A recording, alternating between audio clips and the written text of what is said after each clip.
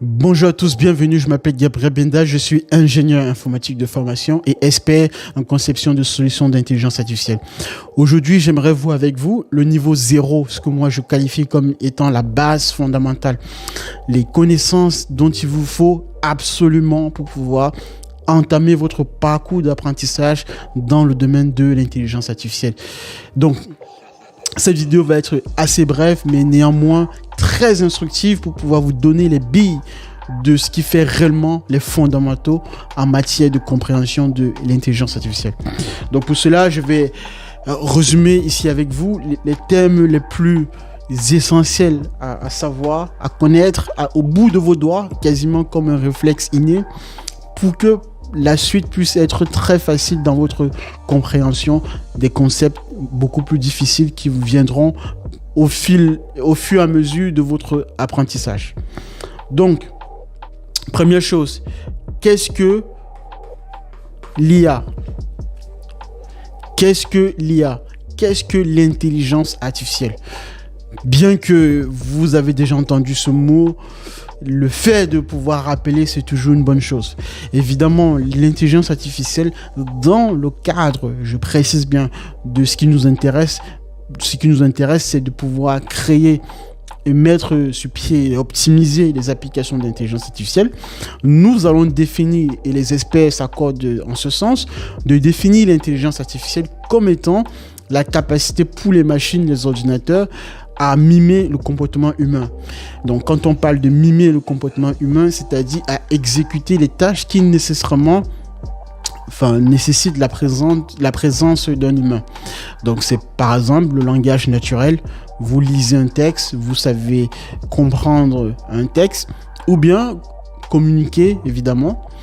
La perception également en fait partie, et également tout ce qui est aspect logique en question. Voilà, bien que n'étant pas exhaustive en tant que caractéristique, quelques caractéristiques quand même de l'intelligence qui rentrent en compte, et je le précise bien, dans le cadre de ce qui nous intéresse pour pouvoir définir de manière assez l'intelligence artificielle. Donc, première chose à savoir, tout simplement, c'est toujours bien de rappeler qu'est-ce que c'est l'intelligence dans le cadre de ce qui nous intéresse.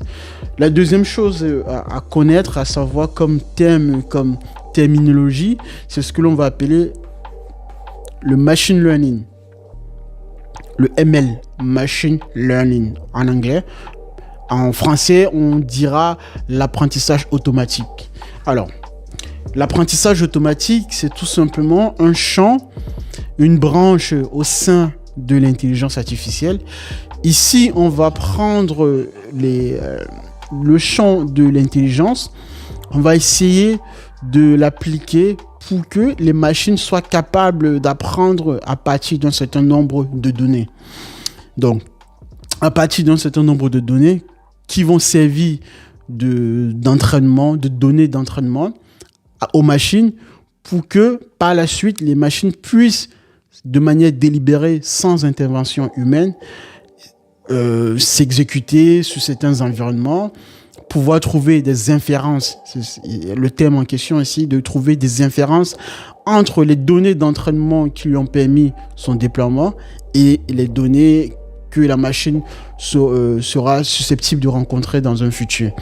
Donc, le machine learning en soi, ça permet aussi, quand vous prenez avec le big data, parce que c'est ce qui a permis aussi l'essor du machine learning, c'est parce que nous sommes entrés depuis les années 2000 dans l'ère du big data. On n'avait tout simplement pas encore la puissance de calcul requise, contrairement aujourd'hui, quasiment depuis 2005-2010 à peu près. Aujourd'hui, les calculateurs sont beaucoup plus puissants et en termes de coûts aussi financiers, il est beaucoup plus facile d'en avoir les datasets, les data centers à disposition. Donc le machine learning, effectivement, a fait en sorte que nous en sommes arrivés dans cette situation où aujourd'hui, on est capable d'entraîner les machines avec de grands volumes de données pour que ces machines, par la suite, puissent se débrouiller elles-mêmes et inférer sur des nouvelles données. Voilà pour ce qui concerne le machine learning ou l'apprentissage automatique. Troisième chose à savoir en termes de terminologie, il y a ce qu'on appelle alors le deep learning, tout simplement. Le deep learning. Là. Le deep learning. Donc ici, le deep learning, pour traduit de manière triviale en français, on dira l'apprentissage profond. Mais bon, il vaudrait mieux rester en anglais parce que c'est beaucoup plus parlant. Dans la traduction, on perd le sens du mot, de la terminologie. Bon, bref, tout simplement, c'était un petit rappel. Le deep learning ici, vous avez déjà rencontré, j'en suis sûr, ce genre d'architecture. Alors ici, on va s'intéresser au machine learning avec une spécificité d'apprentissage. C'est-à-dire qu'on va ce genre d'architecture là. Ça, c'est ce que l'on appelle les architectures qui utilisent la notion de deep learning. Vous avez ici la première couche, la couche d'entrée. Vous avez là la couche de sortie et entre les deux, tout ce qu'il y a entre les deux, là, ce sont les couches intermédiaires. Et d'une couche à une autre, vous avez des flèches, on va dire, qui passent d'une couche à une autre. Ici, c'est beaucoup plus en fait des données qui vont être traitées de manière étape à étape en passant d'une couche à une autre jusqu'à la couche finale où l'on va obtenir une valeur donnée qui va soit prédire le comportement de la machine en question à partir des données d'entrée qui auront été fournies ici à la couche d'entrée. Donc ça, c'est ce que l'on appelle une architecture en deep learning. Et le deep learning ici en question, justement, joue là-dessus sur cet aspect du fait que nous pouvons avoir des différentes couches superposées comme celle-ci et autant de couches en fonction de la tâche à résoudre, telle que la communication, percevoir des images, détecter quelques objets bien spécifiques ou particuliers dans certaines photos. Et cette couche, effectivement, va nous permettre, avec la puissance de calcul que nous disposons, de pouvoir résoudre un certain type de problème qui jusqu'ici n'était pas facile à résoudre dans notre cadre d'entraînement. Donc, pour le deep learning, voilà la définition que je viens de vous donner. Après le deep learning, il y a aussi ce que l'on appelle l'IA génératif. Donc, l'IA génératif. En anglais, on dira Gen AI. Ça. Donc, l'IA génératif. Gen AI. En général, vous rencontrez plutôt ce terme ici. Alors, ici, c'est tout simplement l'IA sur son aspect génératif. C'est-à-dire que on va s'intéresser à la partie de l'IA qui fait en sorte que les machines sont capables de comprendre, d'effectuer les tâches au niveau du langage naturel, de produire des images, du son, des textes audio ou effectivement produire des vidéos. Je vous ai parlé tout à l'heure du machine learning. Ici, quelque part, c'est l'application du machine learning justement à la partie des problèmes où l'on souhaiterait que la machine soit capable de produire donc du langage naturel, de comprendre le langage naturel dans sa compréhension, bien sûr, de le restituer tel qu'un humain aurait pu le faire, et également aussi de reconnaître les images ou de produire du son, de l'audio ou de la vidéo. Voilà donc le cadre dans lequel on s'intéresse lorsque on entend de l'IA génératif, lorsque l'on traite les problèmes autour de l'IA génératif. Après cela, vous avez maintenant le dernier bastion, je dirais, le dernier thème, le dernier stade et l'élément le plus essentiel aujourd'hui qui pour l'heure vraiment fait en sorte que nous sommes vraiment intéressés par l'IA génératif. C'est ce que l'on appelle les LLM, Large Language Model. Ça. Et retenez ceci, LLM, Large Language Model. En anglais, en français, c'est grand modèle de langage. Alors, qu'est-ce que c'est? Je vous ai parlé du fait que l'IA s'intéresse à tout ce qui est capable de mimer le comportement humain. Donc le langage naturel par exemple, le fait de pouvoir percevoir des objets et le fait de pouvoir reconnaître par la vision un certain type de catégorie d'objets. Donc ici, quand on parle de LLM, on s'intéresse tout particulièrement de manière plus générale à la partie LLM, à la partie IA générative sur l'aspect de compréhension, par exemple, du langage naturel. Aujourd'hui, avec l'exemple le plus probant et le plus illustratif que je puisse vous donner, que vous avez déjà utilisé et que vous utilisez au quotidien, à savoir ChatGPT.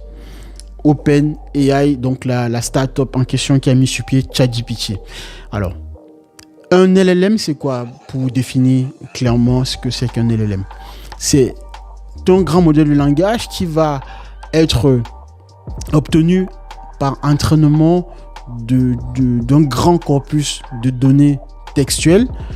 À partir de cet entraînement-là, on va pouvoir donc produire des algorithmes derrière qui vont être capables cette fois-ci de restituer de manière fidèle le langage naturel, le français, l'anglais, enfin toutes les langues que vous pouvez imaginer.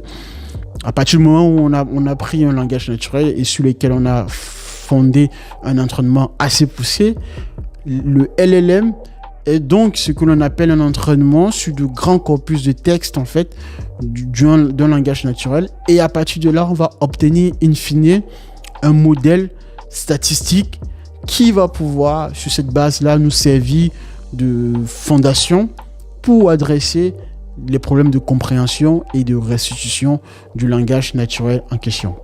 Donc ici, avec ChatGPT, vous avez en l'occurrence une application concrète de ce que c'est qu'un LLM. Et le LLM en question, quand vous tapez une phrase, c'est la phrase en elle-même. Pour la machine, ce n'est pas des phrases telles que nous, humains, nous entendons ces phrases-là. Non, pour la machine, ce sont que des statistiques, des probabilités derrière qui s'y cachent, et ces probabilités-là ont été obtenues justement par entraînement poussé sur un grand corpus de langage. Vous prenez par exemple Wikipédia qui est plus de 4 milliards, qui était plus de 4 milliards de mots en langue anglaise en 2021. Aujourd'hui, vous êtes à plus de 6 milliards.